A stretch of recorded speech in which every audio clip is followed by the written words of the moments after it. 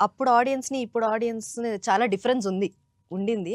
కానీ అంటే మీకేమన్నా ఛాలెంజింగ్‌గా అనిపిస్తుందా ఇప్పుడు ఆడియన్స్‌ని కన్విన్స్ జేయడం? ఛాలెంజింగ్ ఏం లేదండి. అప్పుడు ఆడియన్స్‌కి, ఇప్పుడు ఆడియన్స్‌కి తేడా ఏమి లేదు. హ్మ్. తేడా ఏముందంటే టెక్నికల్ డెవలప్‌మెంట్ అంతే. అప్పుడు ఆడియన్స్‌కి ఏంటంటే సెల్లులు లేవు, ఆ! మీడియా లేదు. వాళ్ళు ఓన్లీ థియేటర్‌కొచ్చి సినిమా జూసేవాళ్ళు. ఇప్పుడేంటంటే సెల్లొచ్చింది, ఓటీటీ వచ్చింది, టీవీ వచ్చింది. అన్నీ చేతి ముందుకొచ్చినియి. అవును. అప్పుడు థియేటర్‌కొచ్చేవాళ్ళు. హ్మ్. ఇదే డిఫరెన్స్ తప్ప మైండ్ సెట్‌లోకొచ్చేసరికి తేడా లేదండి. హ్మ్. ఎందుకు లేదు? తల్లిదండ్రులు ఆళ్ళే, కొడుకులు, కూతుళ్ళు ఆళ్ళే, మనుషులమే. హ్మ్. ఏ! ఆ రిలేషన్ అదే ఎఫెక్షను, అదే ఎమోషను, అదే ఇది. ఈటిలో డిఫరెన్స్ ఏమి లేదండి. కాకపోతే చూసే ధోరణి ఒకటి డిఫరెన్స్. ఆ! అప్పుడేంటంటే సినిమాని ప్రేమించి చూసేవాళ్ళు. ఇప్పుడేంటంటే అసలు ఈడేం పగలు తీసాడురా చూద్దాం అనే ధోరణితో చూస్తున్నారు సినిమా. కరెక్ట్. ఈ యాంగిల్‌లో చూస్తున్నారు ఆ! సినిమాని. వీళ్ళకి కనెక్ట్ అయితే అప్పుడు సినిమా బాగుందనే దృష్టికొస్తున్నారు. లేదంటే ఈడు సంపేసాడురా ఈ డైరెక్టరు అనేవాళ్ళనమాట. ఇలాంటి ధోరణి తేడా ఉంది తప్ప ఇంక వేరే లేదండి. ఓకే. కానీ సార్ అప్పట్లో ఉండే డైరెక్టర్స్‌కి, ఇప్పట్లో ఉండే డైరెక్టర్స్‌కి ఏమైనా చేంజెస్ వచ్చాయా? లేకపోతే ఆడియన్స్ వల్ల చేంజెస్ వస్తున్నాయా? అంటే అప్పుడు డైరెక్టర్స్ అండి బాగా ప్రాక్టికల్‌గా ఉండేవాళ్ళు. ఇప్పుడు డైరెక్టర్స్ ప్రాక్టికల్‌గా లేరు. నేను నేర్చుకున్నాను, తెలుసుకున్నాను, నాకు తెలిసింది ఇదే, సినిమా ఇదే అనే ధోరణిలో వచ్చేస్తున్నారు. హ్మ్. అప్పుడు డైరెక్టర్స్ ఏంటంటే ప్రతి సినిమా థియేటర్‌కెళ్ళి చూసేవాళ్ళు. చూసి ఆడియన్స్ పల్స్ ఇవి. సో, మనం తెలుసుకోవాల్సింది ఇవి. ఈ హ్మ్. కైండ్ ఆఫ్ సీక్వెన్స్ చేయాలి. ఈ కైండ్ ఆఫ్ చేయాలనుకునేవాళ్ళు. హ్మ్.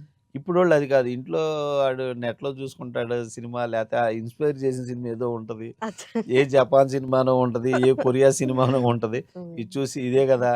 అనుకుంటాడు. ఒక రీల్ చేస్తాడు. ఒక షార్ట్ ఫిల్మ్ చేస్తాడు. ఇదే గదా సినిమా అని ఆ ధోరణితో చేయటం వల్ల వాళ్ళకి సొసైటీకి ఏ కైండ్ ఆఫ్ ఫిల్మ్ అందిస్తే ఇది స్టాండర్డ్ ఉంటది. హ్మ్. సో, మన డైరెక్టర్‌గా మనం లాంగ్ టర్మ్ ఉంటాం అనేది తక్కువ. హ్మ్. ఎవరో రేర్. అందుకే ఇప్పుడొచ్చిన డైరెక్టర్లు 1, 2 చేస్తున్నారు మళ్ళీ కనపట్ల.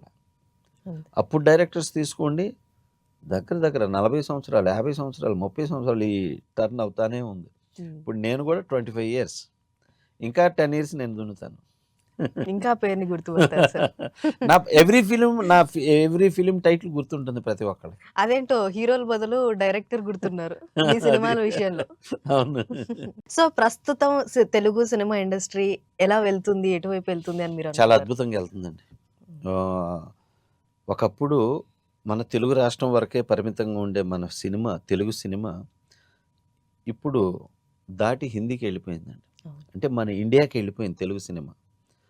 అంటే నేను రీసెంట్‌గా ముంబై, లక్నో అండ్ అస్సాం, ఇటు కర్ణాటక, ఇటు తమిళనాడు, ఇటు కేరళ ఇయన్నీ తిరుగుతా ఉంటాను హ్మ్. గదా!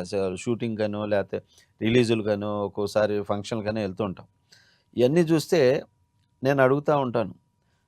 అబ్బా! ఈ south film, south film, south film అంటా ఉంటారు. హ్మ్. నార్త్ సైడ్‌కెళ్ళేసరికి. అలాగా ఈ హీరో తెలుసా? ఈ ఆర్టిస్ట్ తెలుసా? అంటే ఈళ్ళందరూ తెలుసు అంటుంటారు. హ్మ్. అంతగా మన ఆర్టిస్టులు రీచ్ అయ్యున్నారు. సో, ఇయాల తెలుగు రాష్ట్రాల నుంచి హిందీ, హిందీ నుంచి టోటల్ మన ఇండియాకి ఎళ్ళిపోయిందండి సినిమా. ఇప్పుడు రాజమౌళి గారి పుణ్యమా అంటూ, ప్రశాంత్ నీల్ పుణ్యమా అంటూ, లేతే అల్లు అర్జున్ పుణ్యమా అంటూ ఇప్పుడు ఎల్లలు దాటుతుంది. ఇండియా దాటి వరల్డ్‌కెళ్ళిపోతుంది మన హ్మ్. Cinema. Pan India. Pan India దాటి పాన్ వరల్డ్‌కెళ్ళిపోతా ఉంది. కరెక్ట్. సో, అటువంటి మంచి రూట్‌లో ప్రగతి పదంలో ఉందండి తెలుగు ఇండస్ట్రీ. హ్మ్. So, I am proud of అది హ్మ్. ఆ విషయంలో గర్వపడతానండి.